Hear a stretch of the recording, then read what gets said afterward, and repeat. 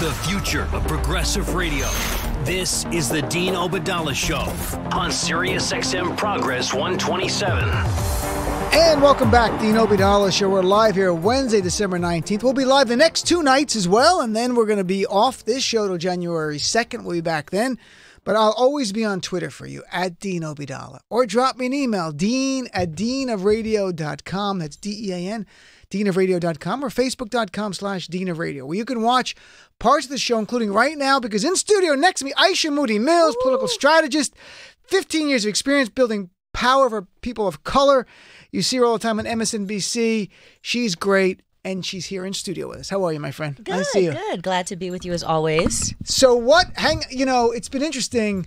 So much news. It won't even wind down near the holidays in a way that makes it simple. We just get like, we can just chill for the next few days. It's still nonstop. And today, it's interesting is that Trump is getting flack from the GOP over caving on the wall. Like really flack. And I want to play, this is from...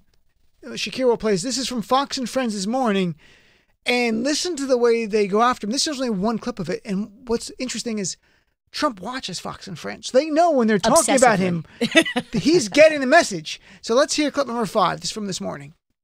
What a stunning turn of events. Remember, it was just last week the President of the United States was in the Oval Office with Chuck and Nancy, and he said, I would be proud to shut down the government. Building a wall is worth shutting down the government. And now it's like, you know what? We're looking at other departments for the money. If he agrees to the CR, which would continue funding the government at the current levels, he won't get 1 point anything for the wall. And the sky-high spending from the Congress, which he ran against when he was running for president, it's going to continue. So he loses, and the Democrats will win everything they want. So some are wondering, is this a win for Nancy Pelosi and Chuck Schumer? She was right. Nancy Pelosi was right on Fox News. So Trump watches his buddy say, you got bested. Ann Coulter said Trump will never be reelected. And then you had Rush Limbaugh tonight saying that Trump caved. He's saying Democrats got everything. Exact words are, Trump gets nothing. The Democrats get everything. And this is horrible. Forget wall. Think border security. Not a penny. A lot of garbage stuff like that. What do you make of him getting attacked by his own people here? This is his cheerleaders. Look, these people, here's the thing. These people don't give two damns about Donald Trump. They give a care about the moment that we're in and about their ability to have power and their ability to win at any point in time. Right. And so they have been around for decades before Donald Trump, the politician, and they will be around for decades beyond Donald Trump, the politician. And I think they're talking to their base. Like, they know that. They know kind of where their bread is buttered. And I think that they care, their number one care is about ratings. It's about ginning up their people and their base, and that's what they're going to do. And if Donald Trump is the sacrificial lamb at the moment, because it's an opportunity to remind people that Chuck and Nancy, as they say, are the boogeymen and woman, then that's what they're going to do. Well, I agree with you, but I think it's interesting that they've made a choice. Steve Douchey, as I call him on Fox and Friends, who usually you would think the right thing for ratings for that network is pro-Trump.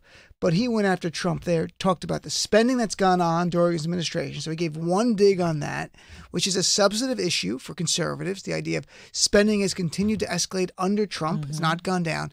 And that he didn't get his wall. So he made a calculated choice to leave Trump. But that's the Trump network. And that's interesting to me that something happened there. You know, it's interesting because you've talked about this, Dean, in the last, month or 2 months, that the ratings for Trump rallies aren't really worth it for Fox News anymore. They'd gone down. And so they'd gone down a bit. And so I would be curious, in fact, as to that media money calculation, right? Is Trump still what's got people tuning in to Fox News or not? And it's clear that the fact that hosts are turning against him or at least critiquing him is that they don't see that as a negative. I think before we get to the next topic, there's a call. Let's see if he's still there. JP from Montana, who wants to make it clear Democratic Party has not moved too far to the left. And I think he's misconstruing something I said. But JP, are you there? JP? JP's not there. I said a conservative call, and we were chatting, and he said, because I was talking about Syria and that we're pulling out, and that Michelangelo made the point to me when we were changing shifts here, sort of our factory shifts change. We overlap here. He's right here and I see him. And he said, maybe this is the issue that starts moving Republicans away. I'm like, I don't really know. I don't think so. And so one or two conservatives called up and said their view on that. And one was making the point that even when he disagrees with Trump, and he disagrees with Trump a lot, he didn't like Trump, he doesn't find he has a place in the Democratic Party. And I said, I wonder if we're at a place where you could have a third party, because the Democrats and Republicans are moving. The parties are dynamic and they are moving. The Democratic Party is moving more to the left. The GOP is moving under Trump more to populism, which is nationalism and white supremacy. That's part of it. It's no longer conservative touchstones of like free trade or less spending. They're just spending like crazy, tax cuts like crazy. It's more about populism to the dark side of really white supremacy. So is there a place for a third party? And I think that JP misconstrued that as me saying Democratic Party moved too far to the left. I'm saying for some people who are maybe more centrist Democrats, now there's the Democratic Party has moved, and I'm happy it's moving. I think we need to be a clear, stark difference to the GOP, and we're getting there. Yeah. Clearly now. No, I totally agree that there needs to be a difference too, and I'm glad to see the Democrats actually start to stand for something. Right. And the truth is that, like, you know, if there were to be a third party, or I don't think that a real so much, third party. I mean, so much a third party. Let's say if there's a viable third party or alternate candidate, right, that comes up in 2020, because I think that could be a real Ross Perot effect, right, that happens.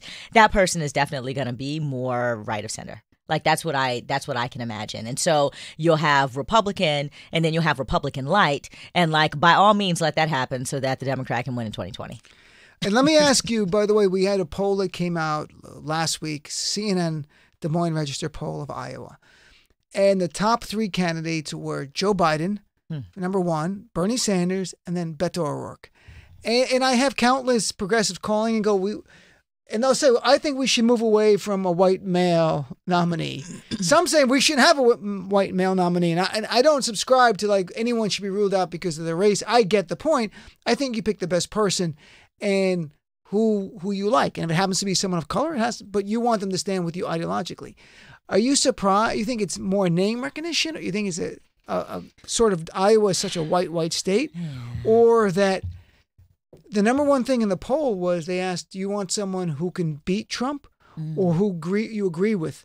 And it was like 55% said who can beat Trump, and only 40% said they have to be someone I agree with, showing pragmatism is leading the way. Do you think pragmatism might lead us to Joe Biden as a nominee? No, I don't think that Iowa is reflective and representative of America, which is why I always have a problem with the caucuses and the caucuses that go first. So no, Iowa is not a barometer for like the shifting demographics of America and who's actually driving turnout, right? Like, yay, Iowa, love you, but not so much.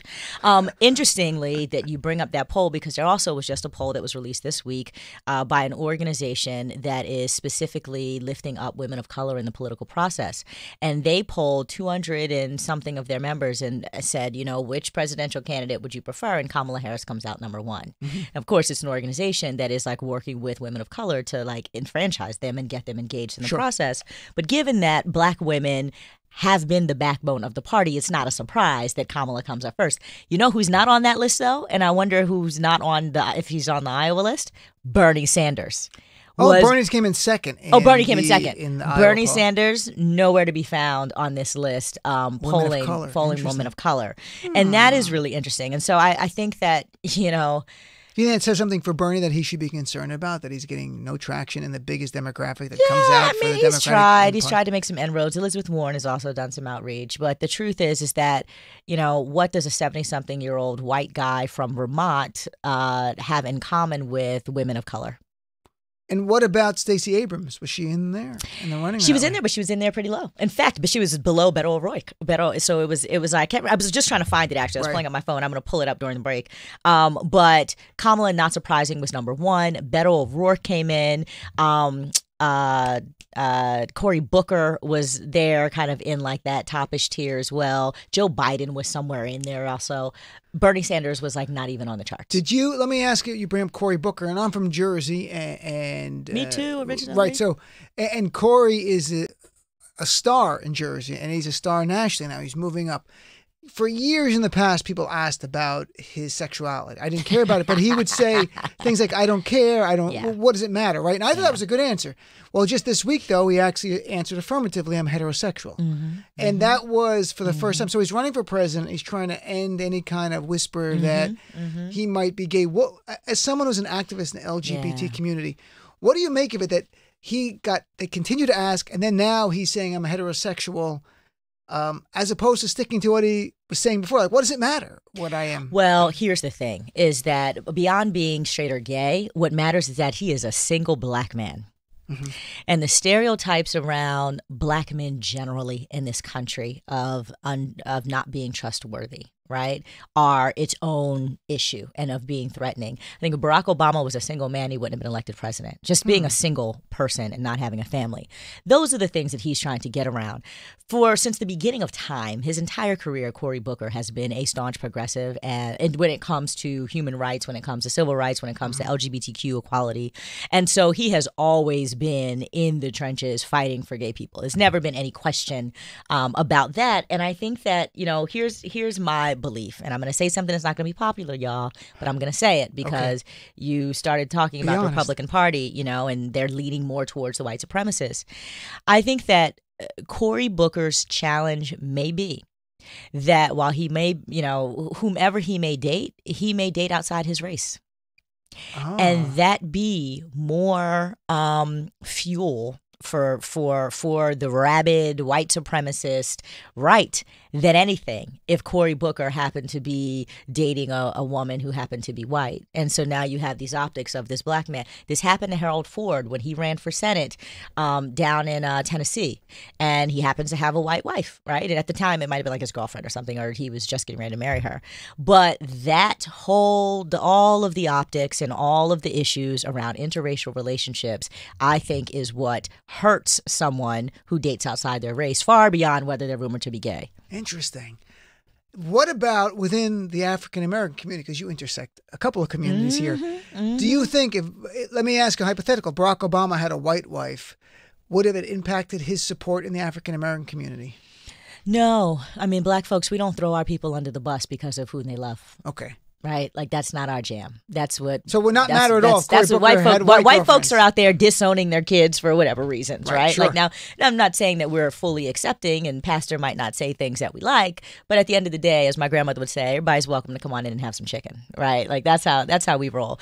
I would, when you think about, some of our fiercest civil rights leaders have been in relationships or marriages with people not of their same race, and so I don't think that a black person who is partnered with a white person gets a ding from the black community, but certainly white women who we need to vote and white men are going to be looking at him, and every single stereotype is going to come up. Now, why that didn't play out for Clarence Thomas, I don't know. Right. But in this era of just nasty white supremacy, I would imagine that would haunt him.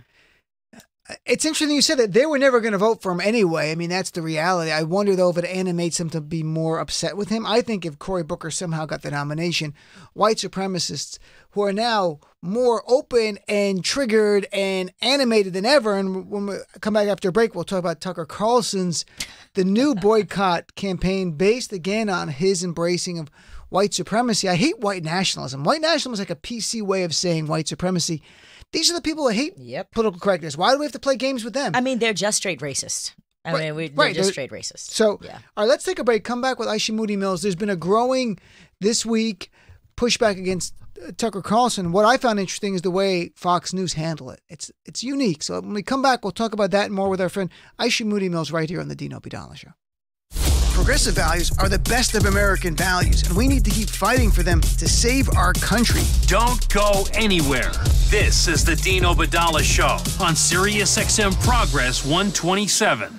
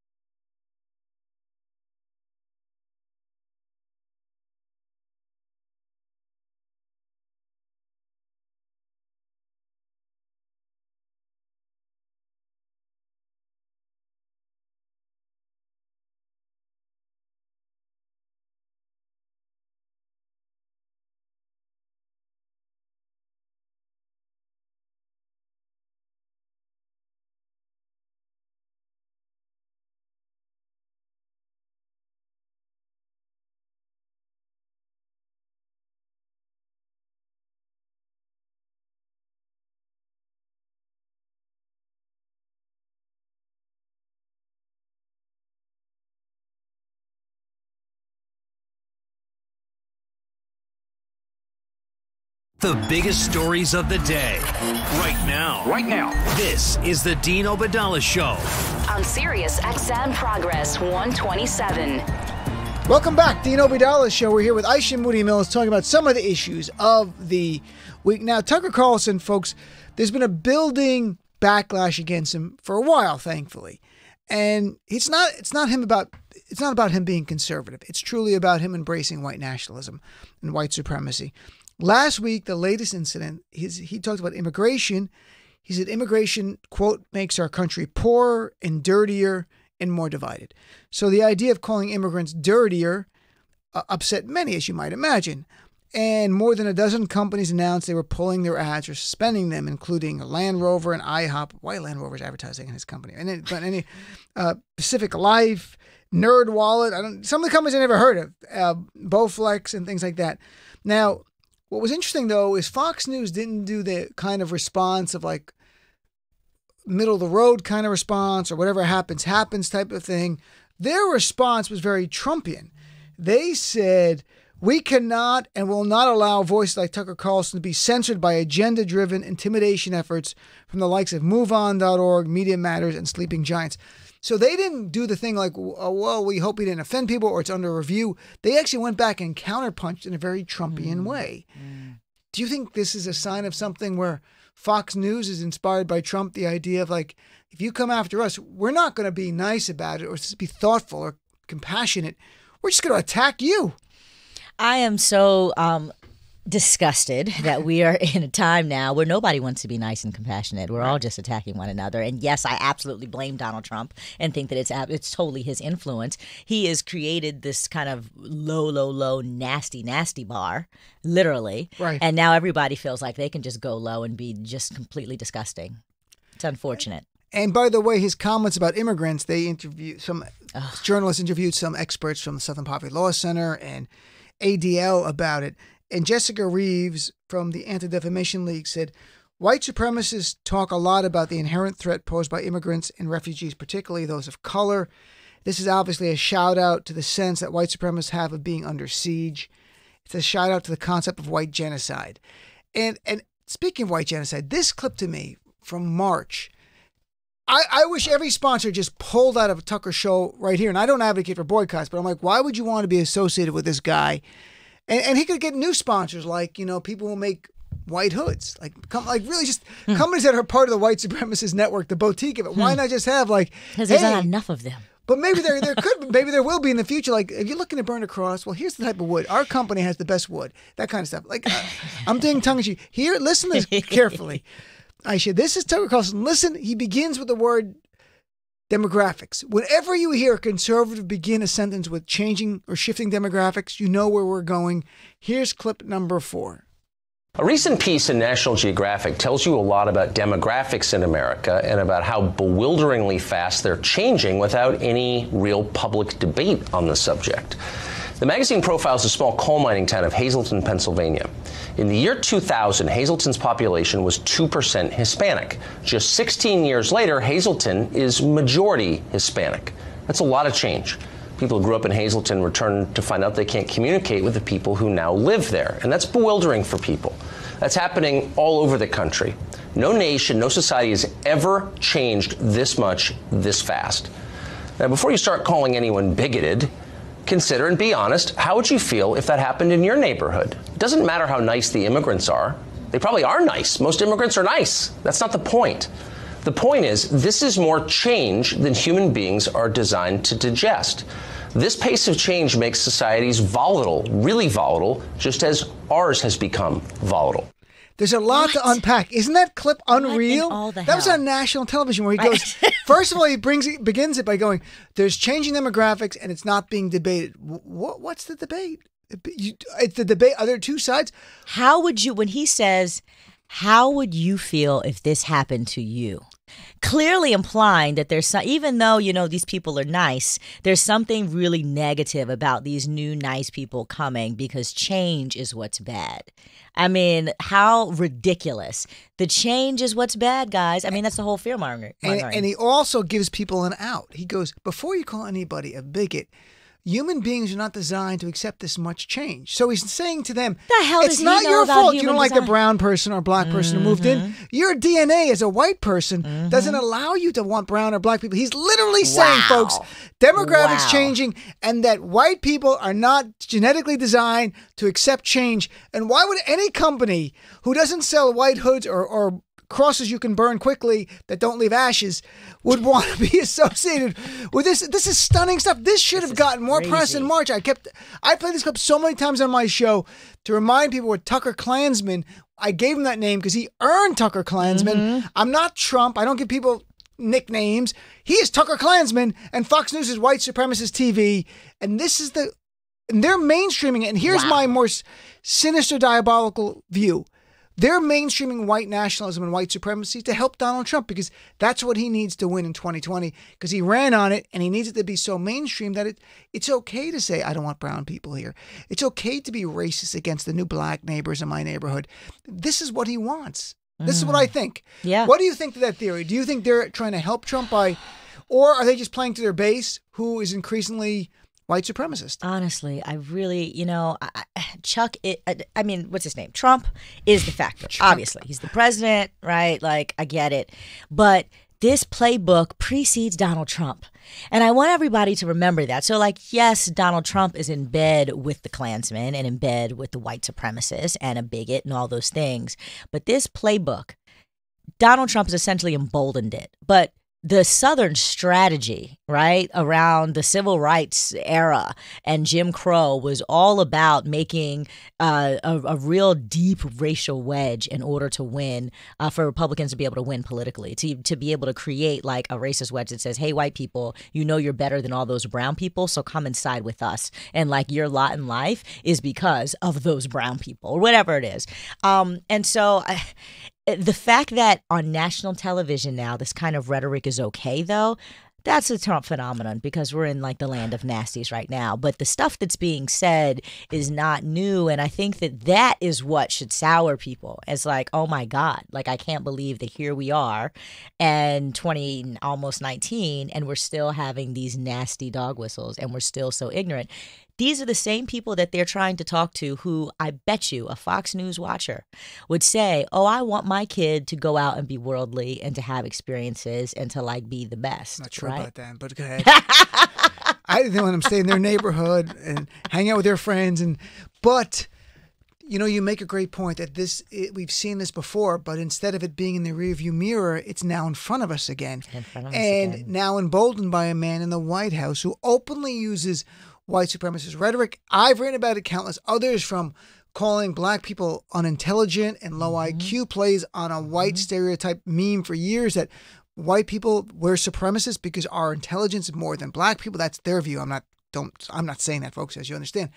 And the idea of demonizing visible black people all the time, demonizing NFL players who dare to speak out for themselves, just this silent knee. Was offensive because the uppity black person didn't know their place. Right. So we're going back to things I read about, and now we are living through it. And I think we have to continue to be outraged by it and not be numb to it and be angry every time we hear it, or they win. Yeah, absolutely. And particularly white people.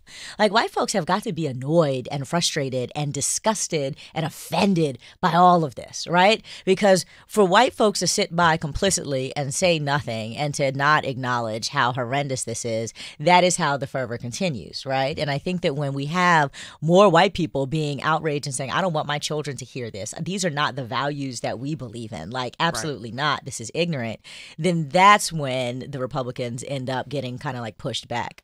They have to lose elections really, really badly. That's the only way they change, because they're not going to change their views. But, we marginalize views effectively of really hateful ideology. And for years and years and years, the white supremacists are always going to be out there. And they have every right to be white supremacists. You have your right to be that in America. We have the right to try to marginalize those voices. You also have the right to get your ass kicked. Right. Well, that's a different thing. But we marginalize those voices. Under Trump, they've come out.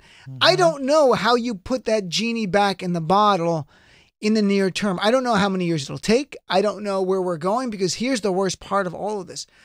For those who are truly fearful of demographic change in America, This is not a phantom menace like Sharia law coming to America. That's a phantom menace. Demographic change is happening. It's real. And white people will be a minority at some point. So if you're truly, sincerely, organically afraid of that, it's going to get worse. And that's what concerns me, because the future to me is, it's not just a replay. What we've learned is that when white supremacy is threatened, violence is what they use. And that's what scares me to no end. And I hate to bring it up because I don't want to be dark about it. I'm just warning people, and I don't know what to do about it. No, you're absolutely right, Dean. I think about the same thing. It's, if you look at every struggle that happens, generally white people feel like, and I'd say this with air quotes, their back is against the wall and their power is somehow being threatened, and they go ballistic and they start murdering folks. I mean, it literally becomes bloody, and we're seeing some of this play out right now, right? Look at the guy Dylan Wolf or whatever the hell his name is. Dylan Roof. Even in Pittsburgh, the guy who went to the temple there did it because he blamed Jews for letting in Muslims and brown people, and it was about demographic threats to a white supremacist who said, I cannot, and even said, I don't care what happens, I can't take it anymore. And he cracked. And obviously there's something mentally unstable, but how many more mentally unstable? Well, I mean, here's the thing. There's something about whiteness, frankly, that is mentally unstable. We don't have that conversation. Like, this identity of whiteness being like right is its own psychosis, right? Like, which is how we get hierarchy, is that people have been brainwashed into believing that white is right, and anything that is a departure from that is like bad. And that in and of itself, I think, is a bit psychotic. Well, I've had some conversations with some of white supremacists on Twitter because I've had some run-ins with neo-Nazis. And they'll say things to me like, well, white people are superior because look at all of the amazing things we have done to contribute to society. And objectively, white people have contributed. But my answer to them is, what have you done? And then they kind of disappear. You have no right to ride on the coattails of someone because you share their skin color. You're a white person. You have no right. You can. It's interesting. It's if someone's Italian American, you want to be proud of Italian Americans. I'm half Italian. I can be proud of an Italian American. I'm Arab American. I can be proud of Arab Americans. But white isn't really a thing. White is a social construct in this country because white is not from one place. It's from all of Europe, all Eastern Europe, it's Russians. The ultimate melting pot assimilation. There are Arabs who actually look white, and people would think they're white, but we know we're not white. Because my skin, people tell me, you're white. I'm like, I am not white because I am demonized for my ethnic background and for my religion. White people, you don't have to deal with that. And that's a divine line. It's not skin color. It's that I am demonized for things I've never done because I share the skin color or same religion as someone. White people, you're never called out for the sins of the worst in your community. And I don't want you to be. You shouldn't be. Oh, no, I want you to be. By all means. Stop doing that to the rest of us. Because we're tired of answering for the crappiest people in our community. And that's the world. So this idea of being like they're proud, white pride, I've talked to some of those people on Twitter. I'm like, what? I don't get it. Let me tell you about what this white pride foolishness is. And Aisha, Moodie-Mills, folks, sit back, get ready for this. Let me break this down for you real quick, very simply. This whole idea of white pride comes out of the most mediocre ass white people, right? It comes out of white mediocrity. As Black folks, as Latino folks, to be sitting here having this conversation with you right now, we have to be in the top 10%, the talented 10th of our communities, the best of the best, the most highly educated, the most resourceful, have literally dragged ourselves up by our bootstraps and been kicked down 20 times in order to do it. Top of our class, top of our everything, top of our game. That is why we run around and say Black pride, look at us, because literally we have been the absolute best despite all this country has thrown at us to try to hold us back. White supremacy is about a bunch of mediocre ass white people who want to feel good about themselves for being basic bitches. And that is what is so like hilarious about it all, is that we're not talking, the people who are actually super thoughtful, super educated, super talented, super resourceful, who are changing the world, who are building things, are not white supremacists. They're just folks who are doing what they need to do and who are like, contributing to society. The people who are like white supremacy are losers, like legit losers, who have accomplished nothing in life but trying to be better than whoever they can find to be better than. When Trump goes to Europe and used the language of white nationalists saying that, look what immigration's done to Europe, it's destroyed it. That's exactly what the white supremacists say. That's what the white nationalists say. So we really are coming to a point where there's a famous book called The Clash of Civilizations, written by a right-wing Samuel Huntington. And people on the left hate it, but it was talking about more like Muslims and others coming to this country. I view a clash of civilizations actually happening in the United States of America, among Americans right now. And it really goes to a fight of what our nation's going to stand for. And I don't mean this rhetorical, like we're going to fight for our soul. I like that. I agree with that sentiment. I'm talking more real, like a more of a real fight about what defines this nation going forward. Is it white Christians only? And the rest of us are tolerated at best or demonized or driven out or banned. That has been the soul of So maybe this I've nation. been foolish to believe, Yeah. but look at accepted my Muslim immigrant Palestinian refugee dad to this country.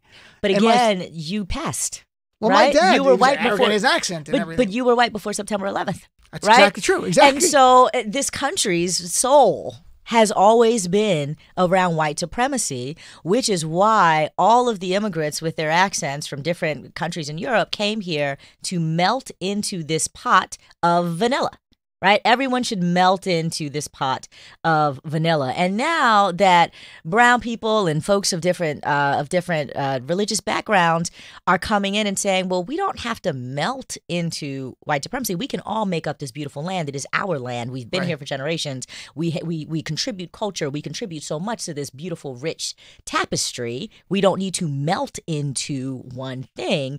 That is the disruption. I mean, at our core, at our foundation, unless we address the fact that this country was built on the backs of slaves who were brought here and who were oppressed, and so that white people could live and thrive, and that is the soul of this nation, is white people living and thriving off of somebody else's back, then we're not going to get anywhere, right? It's interesting you mentioned melting. In Canada, they call their little analogy they use is, or metaphor is salad.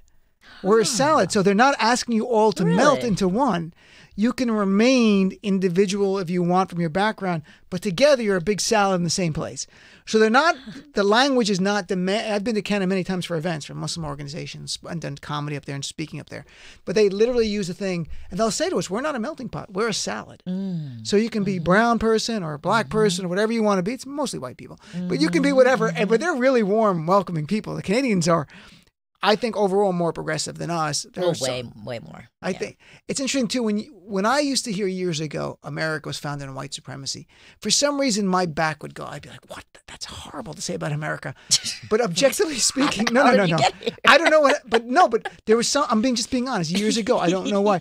But then when you look at it objectively, that's 100% correct. Our history, we came here, we killed all the Native Americans. Right, but the Constitution enshrined slavery. The Constitution literally look, slavery is the ultimate manifestation of white supremacy, owning black people, the same way Alexander Stephens, the vice president of the Confederacy, said famously in his cornerstone speech, the cornerstone of the Confederacy, said the white man is superior to the black person. The black person should be in servitude and inferior to the white person.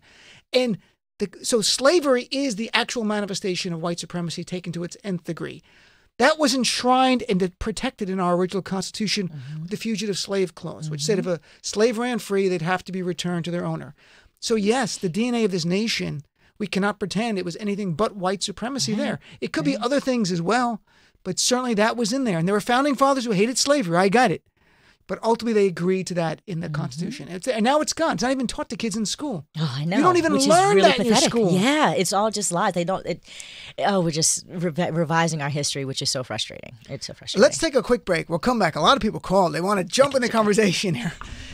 We'll come back. Maybe we'll take a call or two. We're here with Aisha and Moodie-Mills, stirring up trouble in a good way, as usual, because challenging people is important. And race challenges people. We have such a problem.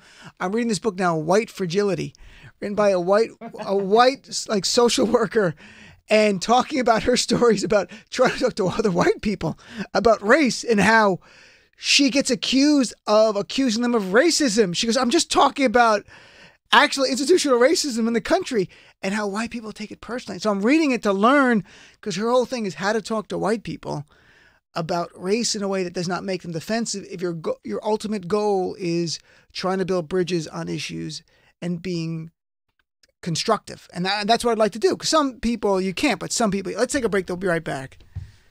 Look, it's time the media start calling out Trump's false statements for what they are. Lies. Trump is a liar. And by the looks of it, he's lying every day and twice on Sundays. The Dean Obadala Show.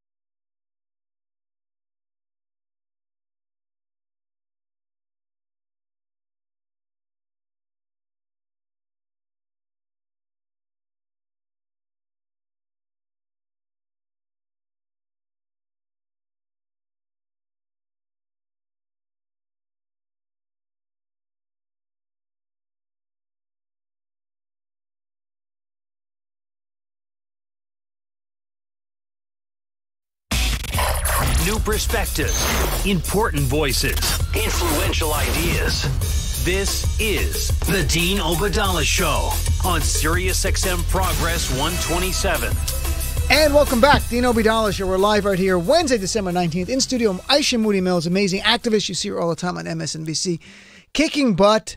So, do you want to take a call or you want to talk? We got a lot of callers. Maybe we should hear from someone. All right, here's my friend Marta, who's going to push back on something you said. Here, Marta from California. How are you, Marta? I'm fine. How are you? Fine. I see in the notes what your issue is. Go ahead, my friend. Tell us. Yeah, I think there's this false narrative that Bernie Sanders is not popular with black people and black women, and it's being promoted by the corporate media. And I'm really big into research. I'm like a scholar type person, and I think there are some surveys out there that are very, very questionable. Being in the scholarly field, scholars disagree all the time, and they're always, putting out their own research, like mine is right and yours is wrong.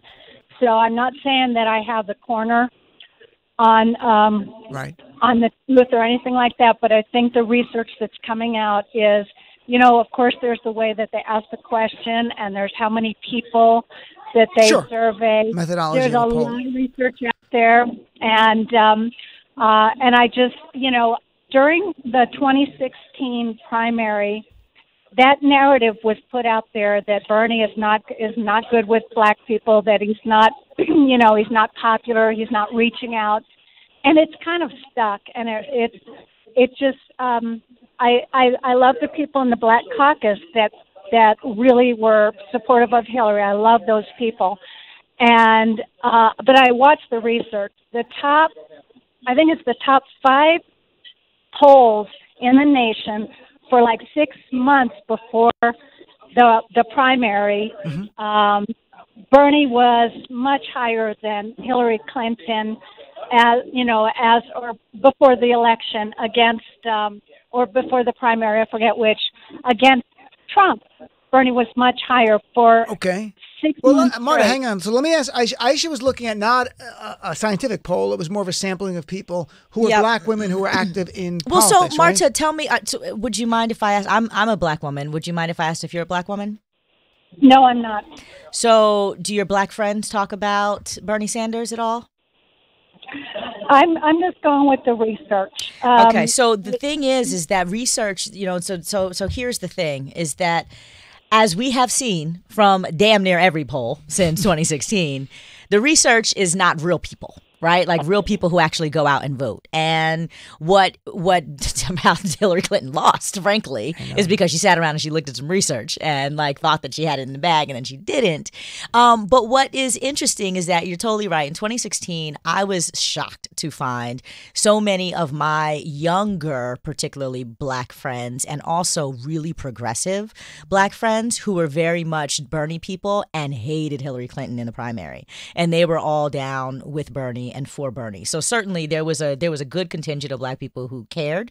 When, though, you put Bernie Sanders up against Kamala Harris or another African-American candidate, people are not choosing Bernie over Kamala. And I think that is, I think there's a lot that we can talk about there. That's like a whole other show for Dean to do. But there's a lot of reasons why black women are more likely to choose Kamala Harris over Bernie Sanders every single day. And in fact, Bernie going to the bottom of the pile when cooler people like, say, a Beto O'Rourke come up, who happens to also be a white man, just younger, different type of progressive, different type of energy, kind of reminds us a little bit more of Barack a little Obama. less progressive than Bernie. I mean, Bernie's very progressive. I think from what I've read about Beto. Yeah, I guess he's a socialist. Right. So, I mean, and I'm not making fun of Bernie. I like Bernie a lot. I'm just saying, I think Beto, some of his knock on him is going to be he's not as progressive as some Democrats on a national level might want, but he's a good speaker and charismatic guy. So Marta, it's an interesting point that, we're going into a new cycle now, and we're going to see new polls. The Iowa poll was more of a name recognition poll in my book, and Rick Unger the other day said that. But so Marta, we'll see, and we're going to see polls in the next month or two, and we'll really get a sense if African Americans are gravitating to Bernie or not. Well, can I just say that, a lot of people, popularity, they wanted to be they jump on the bandwagon. And whenever we say that Kamala Harris is progressive, Beto O'Rourke is progressive, people listen to you. And if you actually look at where Beto is on the issues, he is not for free college. He's not for Medicare for all. Those are the two most important issues. Well, of course, a Green New Deal is the most important issue. But Kamala Harris, she refused to prosecute Steve Mnuchin in California when he was. Oh, these issues are going to come up. Kamala's going to have some issues from her time as AG. Absolutely, Marta's right. Like there are some things that are going to come up with her. Mm-hmm. But again, Barack Obama had some things too. Sure, and we're going to get into a real robust debate of the Democrats coming up as soon as we get back from the vacation. And we're going to go to New Hampshire for a little bit. We're going to try to go to Iowa as well and talk to people there about who they like, talk to the candidates as much as possible, and even in other states outside of those two in the early primary states, so that we can bring to you what progressives rank and file in these states are thinking, what they're saying beyond polls, because I'd like to talk to human beings and not read polls. But Marta, nice chatting with you, my friend. Some good points. It's interesting because people are defensive about their candidates already, and I'm trying not to have fights on the show about it. I'm asking more general questions like the idea. Did we have this kind of allegiance with candidates in 2016, or better yet, just like two? Really, think about it. Yeah, I'm trying to think of when Barack and Hillary ended up duking it out, but there were like several people in that Democratic primary. Joe Biden. I can't even remember who they all were right now. When you look, when we come back from the new year, I already started looking into some of the years when we had a real big field of Democratic candidates like we have now, and how it worked out. Because we haven't had that often, that many. You had 2016 was really two, frankly. It was Hillary versus Bernie, essentially. And then 2008, it became Hillary versus Bernie. There were others involved, but quickly those two became Barack. Right, Barack Obama. I'm sorry, Barack. And then if you go back, the last time there was like a really open field where there were so many Democrats running, it's going to be not 2004. So you had, because you had John Kerry, you had Howard Dean, you had a whole bunch of Democrats run in 2004. And then they came around the establishment candidate, John Kerry. And remember, Howard Dean said, I represent the Democratic wing of the Democratic Party. So there was the first signs of, I'm more progressive than the establishment people. Vote for me. Is that Wesley Clark year too? I think, no, there were a lot of, when you go back to 2004, that sort of gives us a sense of what might happen. This time, a lot of candidates running. 2000, it wasn't. It was really Al Gore became the guy, was the nominee very quickly. You look at the Republicans, it was Donald Trump. There were like 16 of them. Everybody I'd rather look at the running. Democrats to see what's more instructive, but you're right. So we look at a few minutes left. We have like a minute and a half before we go to break. Well, why don't we take a break and come back and touch base on criminal justice reform and the vote last night and what your take is on that. We'll be right back with more of Aisha Moodie-Mills right here. Dean Obadala Show on Sirius XM Progress 127.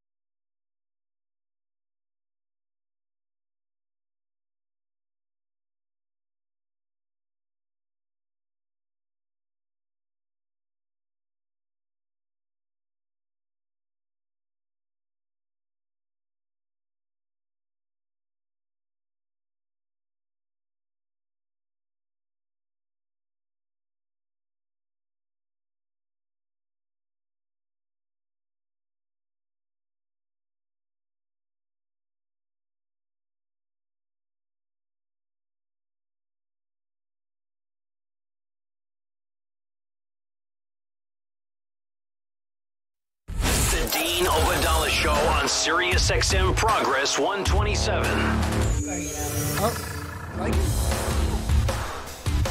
And welcome back, Dean Obadala Show. We're here with Aisha Moodie-Mills. So, Aisha, last night in the news, the screens around us are showing right now. Everyone's talking about criminal justice reform. Do you think objectively speaking, it's a good first step? It's called the First Step Act. It only affects, I went through it much earlier with all the details of it, only affects federal prisoners, which is just like 150,000. Yeah, as opposed to 2 million in our system. Right. But what do you think? Good step? Well, yeah, I mean, any step is certainly a good step as long as it's a step forward, and it's a step forward. So essentially, you know, what they've done is they've actually applied in a federal bill a lot of the reforms that have happened in states already. Some of the things that jump out to me as being really great, two things as it relates to women. One, they've banned the shackling of women during childbirth, which is just absolutely, completely, ridiculously outrageous that literally women were shackled while they were birthing. And then the second piece is that the prisons are now required to provide panty liners and tampons and just any of the menstruation products needed for women in prisons. So before, you know, you get your little allotment of money or you scrounge it up however possible to get your little bit of money, and the women are having to buy tampons with it or buy maxi pads with it, which is absolutely absurd. And so they didn't have as much money as like the guys because they're buying personal care. So those two things, among all the other stuff like the reducing the mandatory minimums and that stuff, I think are good. But I'll say this about it. Some of my friends worked on this. I am so happy for them, and I know they've been doing this work for many, many, many years, and so this has been really great progress. But let us not lose sight of the fact that this is work that has been happening for a very long time, that this is not some kind of Republican victory, and Donald Trump damn sure doesn't get any credit for doing anything with any of this. And I made the point earlier that President Obama had a more sweeping criminal justice reform bill that Mitch McConnell and Paul Ryan would never bring to a vote, which probably could have passed when you see the huge numbers here, or at least it could have had a good shot at passing. And he had a result on executive decisions. But we got 20 seconds. We got to wrap. Aisha, great seeing you, my friend. Happy holidays. Happy holidays to you guys. Be back tomorrow. All new live show tomorrow and Friday. Join us. Have a great night. Thanks for tuning in.